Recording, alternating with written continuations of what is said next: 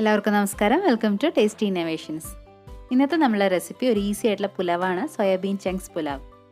അപ്പോൾ പച്ചക്കറികളൊന്നും ഇല്ലാത്ത സമയത്ത് നിങ്ങൾക്ക് പെട്ടെന്ന് തയ്യാറാക്കാൻ പറ്റുന്ന ഒരു പുലാവാണ്. ഇപ്പോൾ നിങ്ങൾ നോൺ വെജിറ്റേറിയൻസ് ആണെങ്കിൽ ഇതേപോലെ നമുക്ക് സോസേജിലും ചെയ്യാൻ പറ്റും. അപ്പോൾ നമുക്കിത് എങ്ങനെയാണ് ചെയ്യാൻ നോക്കാം. അതിൻ്റെ മുന്നേ ആദ്യമായിട്ടാണ് നിങ്ങൾ ഈ ചാനൽ കാണുന്നുണ്ടെങ്കിൽ പ്ലീസ് സബ്സ്ക്രൈബ്, തൊട്ടടുത്തുള്ള ബെല്ലൈക്കൺ അമർത്തി ഓൾ എന്ന് പ്രസ് ചെയ്യുക. നമുക്കിനി റെസിപ്പിയിലേക്ക് പോകാം.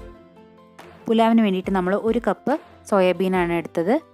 അത് നന്നായിട്ട് ചൂടുവെള്ളത്തിലിട്ട് വെച്ച ശേഷം പിന്നീട് അത് 2-3 തവണ തണുത്ത വെള്ളത്തിൽ കഴുകിയെടുക്കുകയാണ് ചെയ്യുന്നത്. എന്നിട്ട് ചെറുതായിട്ട് നമ്മൾ അരിയണം. അപ്പം നിങ്ങളടുത്ത് ചെറിയ സോയാബീൻ ആണെങ്കിൽ അരിയേണ്ട ആവശ്യമില്ല, അത് അങ്ങനെ തന്നെ ഇടാം. ഇത് കുറച്ച് വലുതാണ്, അതുകൊണ്ടാണ് അരിയുന്നത്. ഇനി അതിലേക്ക് കുറച്ച് മസാലകൾ ചേർക്കണം. ഉപ്പ്, മഞ്ഞൾപ്പൊടി, മുളക് പൊടി, മല്ലിപ്പൊടി. സാധാരണ നമ്മൾ പുലാവിൽ അധികം മസാലകൾ ചേർക്കാറില്ല, പക്ഷേ സോയാബീൻ ആയതുകൊണ്ട് നമ്മൾ കുറച്ച് മസാലകൾ ചേർക്കുകയാണ്, അല്ലെങ്കിൽ സ്വാദം ഉണ്ടാവില്ല. സോയാബീൻ അങ്ങനെ വെറുതെ ഫ്രൈ ചെയ്ത് കഴിഞ്ഞാൽ സ്വാദം ഉണ്ടാവില്ല. എപ്പോഴും മസാല ചേർത്താലേ അതിന് സ്വാദ് വരുള്ളൂ. അപ്പോൾ ഇതെല്ലാം ചേർത്ത ശേഷം മുളക് പൊടി, മല്ലിപ്പൊടി, മഞ്ഞൾപ്പൊടി, ഉപ്പ് ഇത്രയും ചേർത്ത ശേഷം നന്നായിട്ട് മിക്സ് ചെയ്തെടുക്കുക. ഇനി ഇത് നമുക്കൊന്ന് ഫ്രൈ ചെയ്തെടുക്കണം. നന്നായിട്ട് മിക്സ് ചെയ്ത ശേഷം കുറച്ച് നേരം വെക്കാം നമുക്ക്, എന്നിട്ട് നന്നായിട്ട് ഫ്രൈ ചെയ്തെടുക്കാം. അപ്പോൾ അതിന് വേണ്ടിയിട്ടൊരു പാൻ വെച്ചു. അതിലേക്ക് 1 ടേബിൾ സ്പൂണോളം എണ്ണ ഒഴിച്ചു കൊടുക്കുകയാണ്. ഞാനിപ്പോൾ ഇവിടെ സൺഫ്ലവർ ഓയിലാണ് ഉപയോഗിച്ചത്. എന്നിട്ട് അതിലേക്ക് നമ്മൾ നേരത്തെ റെഡിയാക്കി വെച്ച സോയാബീൻ ഇട്ട് കൊടുക്കാം. എന്നിട്ട് നന്നായിട്ട് ഫ്രൈ ചെയ്തെടുക്കാം.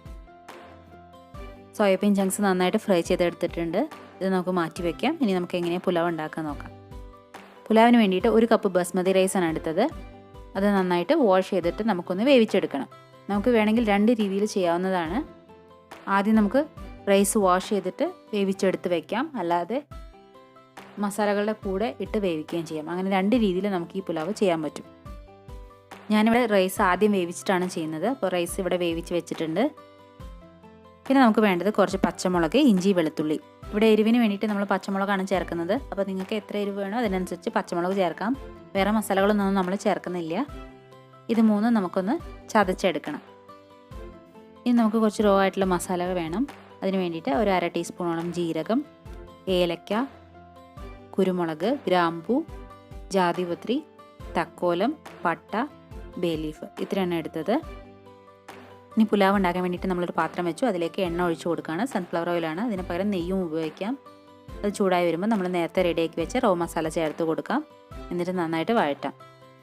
മസാലകളുടെ പച്ചച്ചോയ മാറിയ ശേഷം നമുക്കതിലേക്ക് 1 സവാള നീളത്തിൽ കനം കുറഞ്ഞ അരിഞ്ഞതാണ്, അതും കൂടി ചേർത്ത് കൊടുക്കാം. എന്നിട്ട് കളർ മാറുന്നവരെ, ബ്രൗൺ കളർ ആവുന്നവരെ വഴറ്റി കൊടുക്കാം.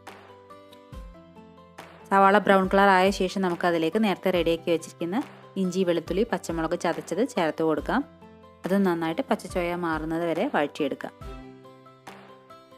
നമ്മുടെ ഉള്ളി, പച്ചമുളക് മിക്സ് എല്ലാം നന്നായിട്ട് വഴറ്റി വന്നിട്ടുണ്ട്. ഇനി അതിലേക്ക് നമ്മൾ 1 വലിയ തക്കാളി അരിഞ്ഞത് ചേർത്ത് കൊടുക്കാം. എന്നിട്ട് വീണ്ടും നന്നായിട്ട് ഫ്രൈ ചെയ്തെടുക്കാം. തക്കാളി നന്നായിട്ട് വേവുന്നത് വരെ നമുക്ക് ഫ്രൈ ചെയ്തെടുക്കാം. തക്കാളിയൊക്കെ നന്നായി കുക്കായ ശേഷം നമ്മൾ നേരത്തെ ഫ്രൈ ചെയ്ത് വെച്ചിരിക്കുന്ന സോയാബീൻ ചേർത്ത് കൊടുക്കാം. എന്നിട്ട് വീണ്ടും നന്നായിട്ട് ഇളക്കി കൊടുക്കാം. ഇനി നമ്മളിതിലേക്ക് കുറച്ച് മല്ലിയില ചേർത്ത് കൊടുക്കാം. പിന്നെ നമ്മൾ ചേർക്കുന്നത് ഉപ്പാണ്. നമ്മൾ സോയാബീൻ ഉപ്പ് ചേർത്തിട്ടാണ് ഫ്രൈ ചെയ്തത്. എന്നാലും റൈസിലേക്ക് എല്ലാം വേണ്ട ഉപ്പ് നമ്മൾ ഈ സമയത്ത് ചേർത്ത് കൊടുക്കാം. ഞാൻ നേരത്തെ പറഞ്ഞല്ലോ, റൈസ് നമുക്ക് 2 രീതിയിൽ റെഡിയാക്കാം.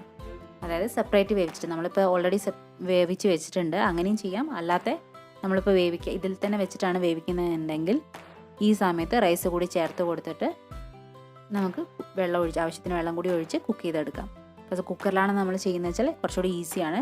ഈ സമയത്ത് റൈസ് കഴുകിയിട്ട് കൊടുത്തിട്ട് ആവശ്യത്തിന് വെള്ളം കൂടി ചേർത്തിട്ട് നമുക്ക് വേവിച്ചെടുക്കാം.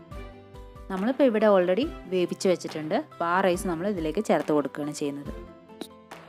നമ്മൾ വേവിച്ച റൈസും കൂടി ചേർത്ത് കൊടുത്തു. ഇനി എല്ലാം കൂടി നന്നായിട്ട് മിക്സ് ആക്കി എടുക്കാം.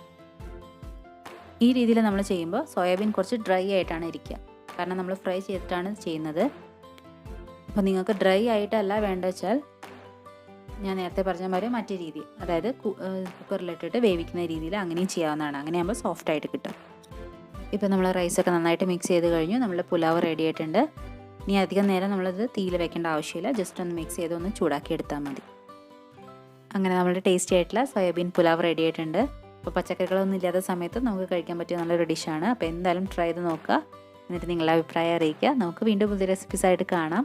അപ്പോൾ അതിൻ്റെ മുന്നേ ചാനൽ സബ്സ്ക്രൈബ് ചെയ്യാൻ മറക്കരുത്. ലൈക്ക് ചെയ്യുക, ഷെയർ ചെയ്യുക. നമുക്ക് വീണ്ടും കാണാം. താങ്ക്